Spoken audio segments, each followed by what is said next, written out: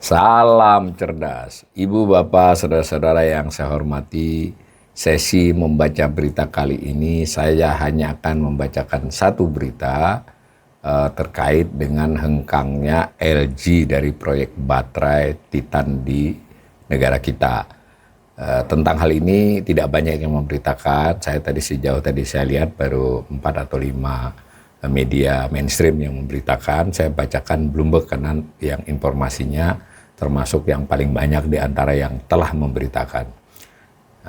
Bloomberg Technos menurunkan berita hari ini 21 April jam 11.35. Judulnya alasan dan kronologi LG hengkang dari proyek baterai Titan di RI.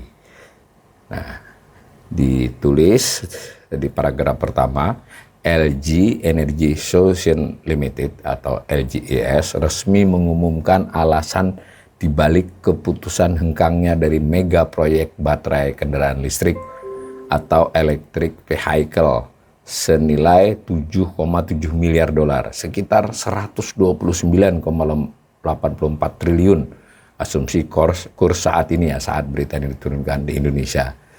Jadi ini proyek yang cukup besar ya, 129,84 triliun. Nah, diberitakan lebih lanjut, cabutnya LGES dari proyek yang dikenal dengan kode proyek Titan ya, itu diumumkan perusahaan asal Korea Selatan tersebut pada Jumat 18 April 2025 mengutip alasan perubahan kondisi pasar sebagai faktor utama di balik keputusan mereka. Nah, dikutip oleh Bloomberg ini, kutipan langsungnya, setelah mempertimbangkan dengan seksama lanskap pasar EV global yang terus berkembang, kami telah memutuskan bahwa proyek khusus ini tidak lagi sejalan dengan prioritas strategi kami, ujar juru bicara LGES melalui pernyataan resmi dikutip Senin 21 April 2025. Kabar hengkangnya LGES dari proyek Titan atau Titan bacanya, saya kurang paham ini, juga dikonfirmasi oleh Direktur Portofolio dan Pengembangan Usaha MindID. MindID ini holding BUMN ya, holding pertambangan BUMN, Pak Dilo Senowidakdo saat ditemui media pertengahan pekan lalu, maksudnya dalam wawancara dengan beberapa media pada Kamis 17 April 2025. Jadi berita si Bloomberg ini menggabungkan beberapa informasi ya, yang sebagiannya sudah berumur sekitar seminggu, tapi ada yang juga terkini. Nah, saat itu berarti 17 April 2025, Dilo memaparkan berbagai proyek prioritas dari PT Mineral Industri Indonesia MindID ya, yang diusulkan untuk dibiayai oleh Badan Pengelola Investasi Daya Anagata Nusantara, BPI Danantara, termasuk di dalamnya rencana pengembangan ekosistem baterai EV ya. Jadi ini menarik nih, informasi dari Bloomberg ini menggabungkan ya. Jadi urusan proyek Titan ini yang salah satunya membatalkan kesertaannya, ini adalah bagian dari proyek prioritas MindID. Nanti kalau kita cari informasi lain juga ada anak perusahaan dari MindID ya, PT IBC ya. Nah, ini Indonesia Battery Corporation kalau saya tidak salah. Nah, itu ini terkait juga dengan ketika MindID ini memberikan paparan apa yang dia usulkan untuk dibiayai oleh Danantara, si holdingnya MindID dan berbagai proyeknya ini. Nah, kita lanjut baca. Nah, mungkin yang subject priority-nya di situ ada EV baterai ekosistem. Kan kita sudah sama CATL ya, tapi yang sama LG kan batal. Nah, ini artinya ada lagi proyek lain ya. Dilo tidak mendetailkan alasan LGES hengkang dari proyek Titan, tetapi menyinggung ihwal perbedaan prinsip dengan pihak Indonesia dalam proses penjajakan. Batal orang LG kok. Jadi maksudnya si Pak Dilo ini yang batalin orang LG kok. LG ya. Nah, ini yang saya kira juga aneh nih. Memang ini mulai terjadi kebiasaan petinggi-petinggi Indonesia ya, termasuk petinggi BUMN. LG itu suruh buat kulkas aja lah tuturnya. Wah, ini kan luar biasa nih. Kalau kita tahu LGES ini kan sebenarnya serius kan dalam beberapa proyek lain di negara lain loh. Tapi ya nggak tahu lah ini mudah-mudahan orang LG-nya nggak baca loh. batal orang LG kok. LG itu suruh buat kulkas aja lah tuturnya. Nah, subjudul selanjutnya yang ditulis oleh Bloomberg ini sengkarut proyek Titan. Mohon maaf ya, saya tidak tahu ini dibaca Titan apa Titan. Saya baca Titan aja. Karena kalau Titan sebenarnya kalau dari istilah ini Titan ini kan nama mitos ya, ada dewa apa perang Titan apa. Jadi proyek Titan ini merupakan salah satu dari 5 mega proyek baterai EV yang ada di Indonesia. Selain Dragon, Omega, BESS, dan Volt. Jadi ada 5 proyek baterai ya, baterai terkait nikel ya. Itu ya Titan ini salah satu yang gede ya, mega proyek istilahnya. Proyek Titan digadang-gadang bakal menjadi fasilitas produksi baterai EV terintegrasi yang akan menjadi jembatan Indonesia sebagai pemain besar dalam rantai pasok baterai global. Kalau nanti kita menyempatkan mencari di setahun bahkan 2 tahun yang lalu ketika persoalan ini mulai diangkat ya, kita akan menjadi salah satu pemain besar, bahkan maunya yang terbesar dalam rantai pasok baterai global, karena kita memang juga memiliki cadangan nikel yang terbesar ya, salah satu yang terbesar. Nah, sehingga ambisi itu secara teoritis benar ya. Nah, tetapi ini setelah berjalan 2 tahun, lalu ada proyek, salah satu proyek besarnya Titan tadi, si LGES mundur dari konsorsiumnya. Nah, saya baca lagi, proyek ini pada mulanya dirancang untuk melibatkan konsorsium Korsel, Korea Selatan ya, terdiri dari LGES, LG Chem, LX Internasional, dan mitra lainnya dengan komitmen investasi sekitar 11 triliun won atau setara 7,7 miliar dolar tadi ya. Namun dalam perkembangannya, proyek Titan kerap diterpa isu negosiasi yang alot dengan pihak LGES. Jadi negosiasinya alot ya. Ini misal dicontohkan oleh berita ini, dilaporkan Bloomberg Technos sejak awal Februari 2023, rencana Main ID mengembangkan fasilitas produksi baterai EV bersama LGES memang sudah terendus terancam batal. Jadi sudah setahunan ya memang ada terendus ini ya oleh media atau oleh para pihak ya. Pembentukan perusahaan patungan LG dengan holding BUMN Baterai yang saat ini masih bernama, nah benar nih ada holding BUMN Baterai, namanya Indonesia Battery Corporation, IBC ya, masih penuh tanda tanya sejak September 2022. Menurut Direktur Utama Main ID saat itu, dari 2003, Hendy Priyosantoso, kelanjutan dari pengembangan ekosistem baterai EV dengan LGES masih belum jelas lantaran negosiasi antara kedua pihak mandek.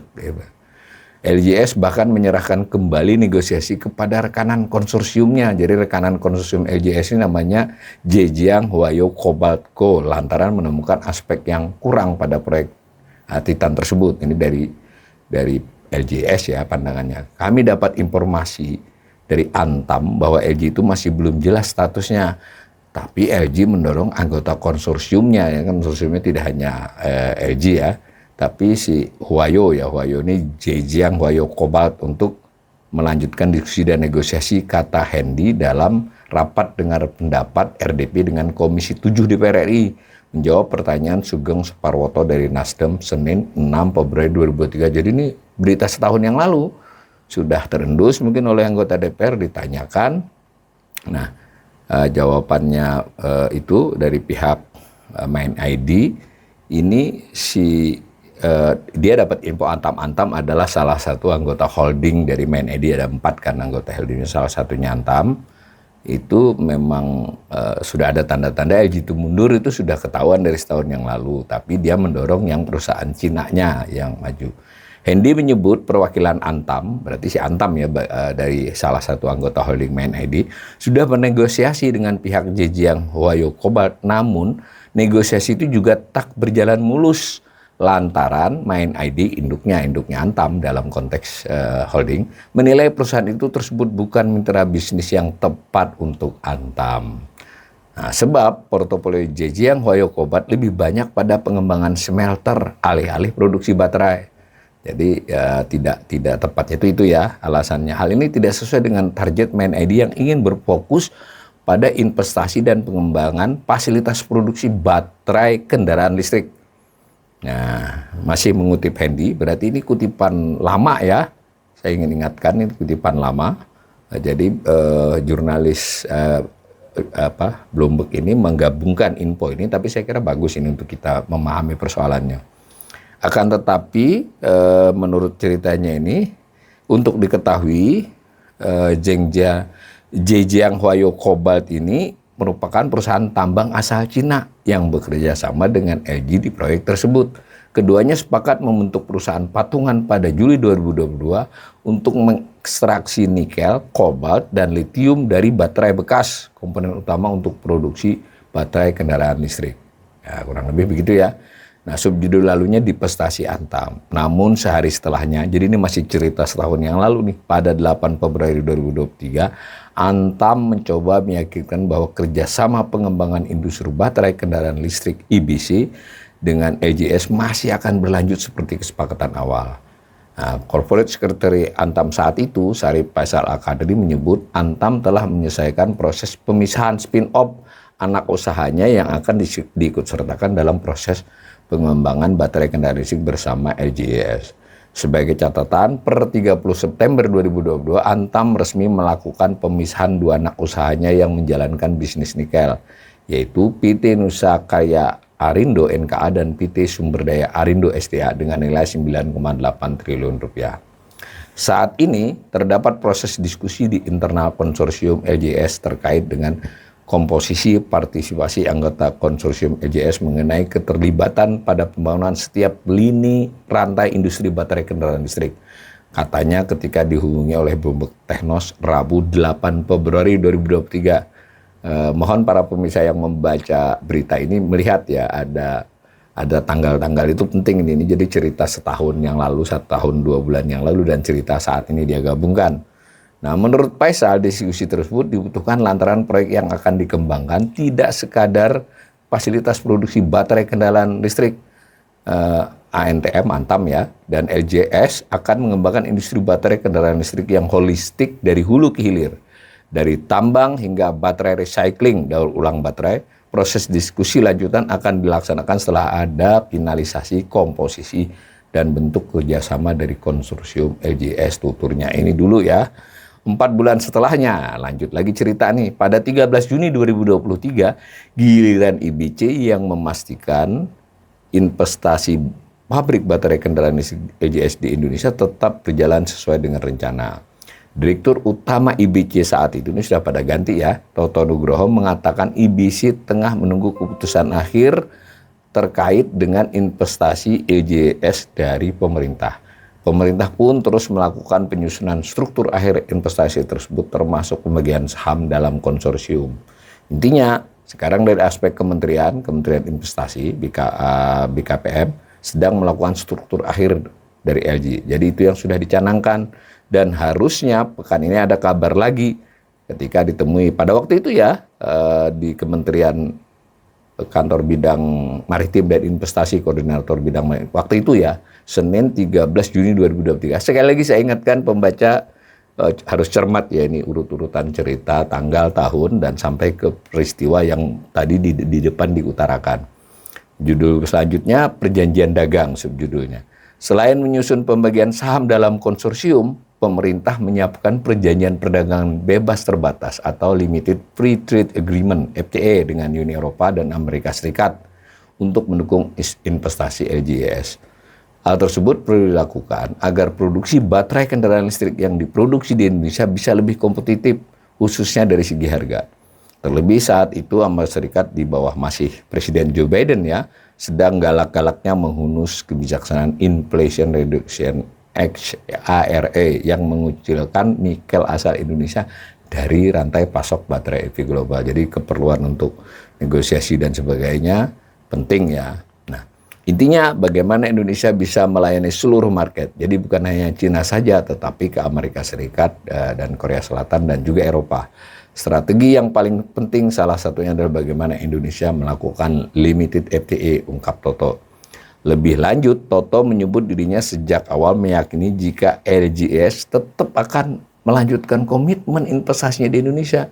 Sebab perusahaan asal Korea Selatan itu juga sudah bekerja sama dengan pabrikan otomotif Hyundai untuk memproduksi sel baterai.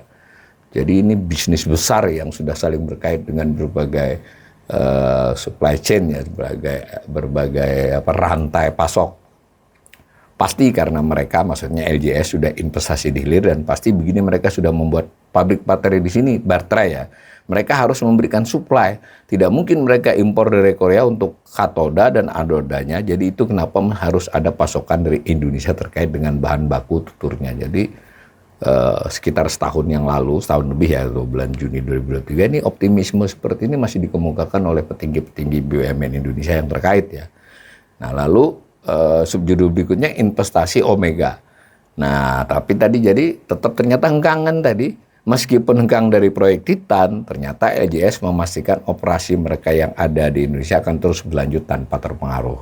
Ini begitu, termasuk di dalamnya soal pabrik baterai Hyundai LG Indonesia, Green Power, usaha patungan LJS dengan Hyundai Motor Group yang didirikan pada 2022 yang disebut proyek Omega. Jadi Titan yang batal dia, Omega masih ini menurut ini. LJS mengonfirmasi akan mempertahankan jadwal produksinya.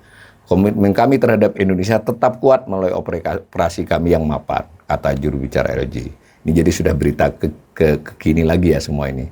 Kami mengambil pendekatan yang lebih selektif terhadap investasi di lingkungan pasar saat ini dengan berfokus pada fasilitas dengan potensi produksi langsung daripada proyek pengembangan jangka panjang. Saya komentari sedikit, jadi nampaknya LJS juga diplomatis ya. Jadi alasannya itu adalah kondisi pasar global, ketidakpastian, lalu dia mengurangi yang sifatnya proyek jangka panjang, tetapi yang lebih bersegera, karena itu dia ngelepas Titan, kira-kira begitulah. Nah untuk proyek Omega, fasilitas produksi yang saat ini telah terbangun di Karawang New Industry City ya, di Karawang New Industry City KNIC merupakan fase pertama dari 2 fase yang telah direncanakan oleh PT HLI Green Power. Jadi ini berita padat banget ini, ada berbagai proyek dibicarakan tapi semua terhubung ke soalan baterai. Pembangunan fase pertama ini telah menelan investasi senilai 1,1 miliar dolar, sekitar 50,39 triliun. Jadi bukan yang Titan tadi ya, ini duit lain lagi nih. Dengan kapasitas produksi 10 GWh ya. Hingga pertengahan 2023 perusahaan telah mampu menyerap tenaga kerja Indonesia sebanyak 1.000 orang. Nantinya badan usaha milik negara bakal mendapatkan kesempatan untuk bernegosiasi dan memegang saham secara minoritas. Dan seterusnya ini. Adapun pabrik baterai ini memproduksi untuk kebutuhan dalam negeri dan ekspor yang terintegrasi dengan pabrik EP Hyundai yang menggunakan nikel Indonesia. Sekedar catatan, sampai dengan kuartal 3 2024, laba LJS mengalami penurunan hampir 40% akibat anjloknya penjualan baterai EV global. Jadi enggak kasus Indonesia saja dia penjualannya. Laba operasi LJS selama 3 bulan yang terakhir pada 30 September adalah 48,3 miliar won ya, 332 juta dolar Amerika. Meskipun angka itu lebih tinggi dari perkiraan analisis, realisasi tersebut turun dari tahun sebelumnya menurut data yang dikumpulkan oleh Bloomberg. Saya tambah penutup komentar sedikit. Jadi sudah tampak ya bahwa selain terakhir kebijakan Trump ini, sebetulnya memang kondisi ekonomi dunia salah satunya terkait dengan pasar baterai, kendaraan juga berbasis baterai dan sebagainya, itu kelihatannya juga mengalami berbagai tantangan, sehingga perusahaan-perusahaan besar di seluruh dunia yang terkait dengan soalan itu kemudian melakukan peninjauan ulang terhadap proyek-proyek dia atau proyek yang sedang baru disepakati. Ya, salah satu yang terkena adalah Titan tadi ya. Tapi menurut saya dari sisi Indonesia ya kembali harus juga ikut melakukan penilaian ulang terhadap seluruh proyeknya. Jadi jangan juga pernyataan-pernyataan yang tidak begitu menguntungkan buat iklim investasi di Indonesia. Tadi misalnya ngejek-ngejek LG fokus kepada kulkas, itu menurut saya perkataan yang tidak bijak karena LG ini perusahaan besar dan nampaknya ke depan hilirisasi di bidang ini, nikel dan sebagainya ini terkait dengan baterai, Indonesia masih membutuhkan kerjasama dengan banyak negara. Dan mungkin sekali dengan kondisi terkini terutama yang bukan Amerika. Dan juga mungkin harus cukup hati-hati dengan hanya dengan China. Korea menjadi salah satu pilihan tambahan.